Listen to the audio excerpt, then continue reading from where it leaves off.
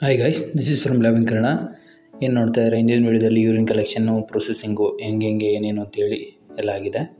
So ಈ ವಿಡಿಯೋದಲ್ಲಿ ನೋಡೋದಾದರೆ ಪ್ಯಾಥೋಜೆನಿಸಿಸ್ ಆಫ್ ಡಿಫ್ತೀರಿಯಾದು ಆಲ್ರೆಡಿ ಒಂದು ಕಂಪ್ಲೀಟ್ ಎಕ್ಸ್ಪ್ಲನೇಷನ್ ವಿಡಿಯೋ ಒಂದು ಬ್ಯಾಕ್ಟೀರಿಯಾಲಜಿ ಪ್ಲೇಲಿಸ್ಟಲ್ಲಿದೆ. ಇನ್ ಕೇಸ್ ಯಾರು ನೋಡಿಲ್ಲ ಅಂದರೆ ಹೋಗೊಂತಲಿ ನೋಡ್ಕೊಂಬನ್ನಿ. ಕಂಪ್ಲೀಟಾಗಿ ಡಿಫ್ತೀರಿಯಾನೇ ಅರ್ಥವಾಗುತ್ತೆ ಅಂದ್ಕೊತೀನಿ ನಾನು. ಇನ್ನು diphtheria is caused by corynebacterium diphtheria ಗೊತ್ತೇ ಇದೆ. ಸೊ ಡಿಫ್ತೀರಿಯಾ ಕಾಸ್ ಆಗೋದು ಮೋಸ್ಟ್ ಆಫ್ ದಿ ಚಿಲ್ಡ್ರನ್ಸಲ್ಲಿ, ಆಲ್ಮೋಸ್ಟ್ ಚಿಲ್ಡ್ರನ್ಸಲ್ಲಿ ಜಾಸ್ತಿ ಇರುತ್ತೆ. The bacteria enters to the body droplet of an infected person. So ಏನು ಬ್ಯಾಕ್ಟೀರಿಯಾ ಹೆಂಗೆ ಎಂಟ್ರ್ ಆಗುತ್ತೆ ಅಂದರೆ ಡ್ರಾಪ್ಲೆಟ್ ಇನ್ಫೆಕ್ಷನ್. ಡ್ರಾಪ್ಲೆಟ್ ಅಂದರೆ ಹೆಂಗೆ ಅಂದರೆ ನಮ್ಮ ಕೆಮ್ಮಿದಾಗ, ಸೀನ್ದಾಗ, ಉಗುಳಿದಾಗ ಇಂಥ ಕಡೆ ಎಲ್ಲ ಕಡೆಯಿಂದ ಅದು ಸ್ಪ್ರೆಡ್ ಆಗೋ ಚಾನ್ಸಸ್ ತುಂಬ ಇರುತ್ತೆ.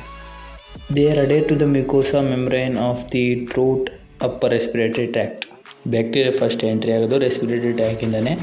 ಸೊ ಫಸ್ಟ್ ಹೋಗಿ ಅದು ತಳ ಊರೋದು ಅಂತಾರಲ್ಲ, ಹಂಗೆ ಮಾಡೋದನ್ನು ರೆಸ್ಪಿರೇಟರಿ ಟ್ರ್ಯಾಕಲ್ಲಿ, especially in upper respiratory tract. Next ನೋಡಿದ್ರೆ caused sore throat and pharyngitis, laryngitis, respiratory diseases. So ಏನಿದೆ ಫಸ್ಟು ಫ್ಯಾರಿಂಜೈಟಿಸ್. ಸೊ ಗಂಟ್ಲಿಂದ ಹೊಟ್ಟೆ ಒಳಿಕನ ಏಕಾಂಗಿನೇ ಅದು ಏನೋ ಒಂದು ಕಾಸ್ ಮಾಡ್ಕೊತ ಹೋಗ್ಬಿಡುತ್ತೆ ಎಲ್ಲೋದನ್ನು. ನೆಕ್ಸ್ಟ್ ನೋಡೋದಾದರೆ ಬ್ಯಾಕ್ಟೀರಿಯಾ ಹೋದಾಗ ನಮ್ಮ ಮೌತಲ್ಲಿ ಯಾವ ಥರ ಏನಾಗುತ್ತೆ ಅನ್ನೋದಾದರೆ ಆ ಕಡೆ ಈ ಕಡೆ ಸೈಡಲ್ಲಿ ಅಲ್ಸರ್ಸ್ ಥರ ಆಗೋದಿರ್ಬೋದು, ಟಂಗ್ ಮೇಲೆ ಒಂದು ಹೊಸದೊಂದು ಫಾರ್ಮೇಷನ್ ಕ್ಲಿಯರ್ ಆಗೋದಿರ್ಬೋದು, ಒಂದು ಲೇಯರ್ ಥರ ಒಂದು ಯೆಲ್ಲೋಯಿಶ್ ಕಲರಲ್ಲಿ. ಸೊ ಅಲ್ಲಿಂದ ಎಲ್ಲ ಸ್ವಾಬ್ನ ತೊಗೊಂಡ್ಬೇಕಾದ್ರೆ ಟೆಸ್ಟಿಂಗ್ ಮಾಡ್ಕೊತಾರೆ. ಇನ್ನು ಆಸ್ಪಾಕ್ಸಿಯಾ ಆ್ಯಂಡ್ ಟಾಕ್ಸಿಮಿಯಾ ಅಂತೇಳಿ, ಸೊ ಟಾಕ್ಸಿನ್ ಕೂಡ ಪ್ರೊಡ್ಯೂಸ್ ಮಾಡ್ತಕ್ಕಂಥದ್ದು. ನಾವು ಫೈನಲ್ ಸ್ಟೇಜ್ ಪೇಷಂಟ್ ಕೂಡ ಡೆತ್ ಆಗೋ ಚಾನ್ಸಸ್ಸು ಇರುತ್ತೆ ಇನ್ ಕೇಸ್ ಸರಿಯಾಗಿ ನಾವೇನು ಟ್ರೀಟ್ಮೆಂಟ್ ತೊಗೊಂಡಿಲ್ಲ, ಪ್ರಿವೆನ್ಷನ್ ತೊಗೊಂಡಿಲ್ಲ ಅಂದರೆ.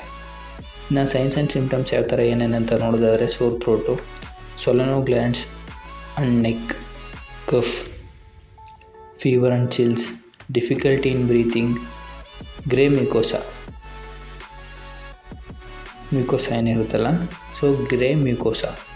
ಸೊ ಮ್ಯೂಕೋಸಾ ಅಂದರೆ ಏನು ಅಂದರೆ ನಮ್ಮ ಚರ್ಮ ಎಲ್ಲೆಲ್ಲಿ ಎಂಡಿಂಗ್ ಸ್ಟೇಜ್ ಇದೆ ನೋಡಿ, ಅದನ್ನೆಲ್ಲ ನಾವು ಮ್ಯೂಕೋಸಾ ಅಂತ ಕನ್ಸಿಡರ್ ಮಾಡ್ತೀವಿ. ಕೈಯಲ್ಲಿರ್ಬೋದು, ಕಾಲಲ್ಲಿರ್ಬೋದು, ಅದನ್ನೆಲ್ಲ ಕಡೆನೂ ಮ್ಯೂಕೋಸಾ ಅಂತಲೇ ಕನ್ಸಿಡರ್ ಮಾಡ್ತೀವಿ.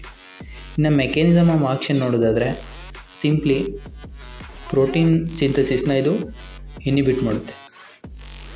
ಸೆಲ್ಸಲ್ಲಿರ್ಬೋದು, ಈ ಕಡೆ ಇರ್ಬೋದು, ಅಥವಾ ನಾವು ಡಯಟಲ್ಲಿ ಏನು ತೊಗೊತೀವಲ್ಲ ಅದರಿಂದನೂ ಪ್ರೊಡ್ಯೂಸ್ ಆಗ್ತಕ್ಕಂಥ ಪ್ರೋಟೀನ್ ಅದು ಹಂಗೇ ಇನಿಬಿಟ್ ಮಾಡ್ಕೊಳುತ್ತೆ, ಅದು ಯುಟಿಲೈಸ್ ಮಾಡ್ಕೊಳುತ್ತೆ, ನಮಗೇನು ಯುಟಿಲೈಸ್ ಆಗಿ ಬಿಡೋದಿಲ್ಲ. At the cellular line the diphtheria toxin inhibit the synthesis of protein in the cell. So first diphtheria toxins ಏನೇನು ಪ್ರೊಡ್ಯೂಸ್ ಮಾಡುತ್ತಲ್ಲ ಅದು ಬ್ಲಡ್ಡಲ್ಲಿ ಎಲ್ಲ ಸರ್ಕ್ಯುಲೇಟ್ ಆಗುತ್ತೆ. ಥ್ರೂ ದಿ ಬ್ಲಡ್ ಅದು ಪ್ರೋಟೀನ್ ಸಿಂಥಸಿಸ್ನ ಇನಿಬಿಟ್ ಮಾಡುತ್ತೆ ಇನ್ಸೈಡ್ ದಿ ಸೆಲ್ಸಲ್ಲಿ. ಸೊ ಸೆಲ್ಸ್ಗೆ ಅಟ್ಯಾಕ್ ಆಗುತ್ತೆ, ಅಲ್ಲಿಂದ ಪ್ರೋಟೀನ್ ಸಿಂಥಸಿಸ್ನ ಇನಿಬಿಟ್ ಮಾಡುತ್ತೆ. ಇದರಲ್ಲಿ 2 ಫ್ರ್ಯಾಗ್ಮೆಂಟ್ ಕೂಡ ಬರ್ತವೆ. ಒಂದು ಬಿ ಫ್ರ್ಯಾಗ್ಮೆಂಟ್ ಅಂತೇಳಿ ಅದೇನಿದೆ ಸೆಲ್ಸ್ ಮೇಲೆ ಬೈಂಡ್ ಆಗ್ತಕ್ಕೆ, ಇನ್ನೊಂದು ಎಫ್ ಫ್ರ್ಯಾಗ್ಮೆಂಟ್ ಅಂತೇಳಿ, EF2 ಅಂತೇಳಿ. ಇದೇನಿದೆ ಇದೆ ಆಕ್ಟಿವ್ ಫ್ರ್ಯಾಗ್ಮೆಂಟು. ಸೊ ಬೈಂಡ್ ಆದಮೇಲೆ ಇದು ಆ್ಯಕ್ಟಿವ್ ಮಾಡುತ್ತೆ, ಆ್ಯಕ್ಟಿವ್ ಆದಮೇಲೆ ಮತ್ತೆ ಅದು ಬಿ ಫ್ರ್ಯಾಗ್ಮೆಂಟ್ ಏನಿರುತ್ತೆ inside the cell protein synthesis inhibit ಮಾಡುತ್ತೆ. ಈಗ ಕೇಳ್ತಿರ್ತಾರೆ, ಸಡನ್ಲಿ ಕೇಳ್ತಾರೆ, ಹೇಳಪ್ಪ ಡಿಫ್ತೀರಿಯಾದು ಒಂದು ಪ್ಯಾಥೋಜೆನಿಸಿಸ್ ಬಗ್ಗೆ ಹೇಳಪ್ಪ ಅಂತಾರೆ. ನೀವು ಎಲ್ಲ ಹೇಳ್ಕೊಂಬತ್ತೀರ.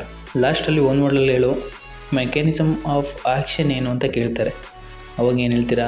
ಸಿಂಪಲ್ ಲೈನ್, ಒಂದು ಸೆಂಟೆನ್ಸಲ್ಲಿ ಪ್ರೋಟೀನ್ ಸಿಂಥಸಿಸ್ನ ಇನಿಬಿಟ್ ಮಾಡುತ್ತೆ, ಇಷ್ಟು ಹೇಳಿದ್ರೆ ಸಾಕು ಆನ್ಸರು. ಸೊ ಇದೇನಿದೆ ಕ್ವಶನ್ನು DMLT ಅವ್ರಿಗೂ ಕೇಳ್ಬೋದು. Most of the time DMLT ಅವ್ರಿಗೆ ಕೇಳಿರೋದು ರಿಪೀಟೆಡ್ ಕ್ವಶನ್ಸು. ನಾವು DMLT ಅವ್ರದ್ದು ಆಲ್ಮೋಸ್ಟ್ ಸಾಲ್ವ್ ಮಾಡ್ತಿರೋದು ಕ್ವಶನ್ ಪೇಪರ್ನ ಬಿಟ್ಟರೆ BSc MLT ಅವ್ರದ್ದು ಏನಿದೆ ಸ್ವಲ್ಪ ಇಂಪ್ರೂವ್ಮೆಂಟ್ ಮಾಡ್ಕೊಬೇಕು ಅಷ್ಟೇ.